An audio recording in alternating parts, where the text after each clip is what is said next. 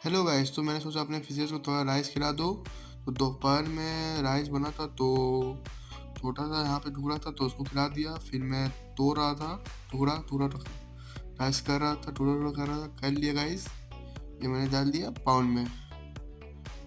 तो पाउंड सभी मछली खा रही थी। गाइस मुझे लगता है कि ये ब्लैक वाला मोडी फिश शायद इसके पेट में बच्चा है, क्योंकि बहुत फूला हुआ लग रहा है। शायद प्रेग्नेंट हो। ये हमारे शाम का व्यू है, क्या ही सुंदर लग रहा है यार। फिर रात में सोचा मैं हीरो को खाना दे दूँ। हीरो को खाना देने के बाद मैं सोचा फिर ये ब्लैक वाली मोडी फिश 2-3 दिन के अंदर बच्चा दे देगी शायद। हाँ, कंफर्म है कि बच्चा है इसका पेट में। 2-3 दिन के अंदर दे देना चाहिए इसको बच्चा। तो कल मैं सोच रहा हूँ कि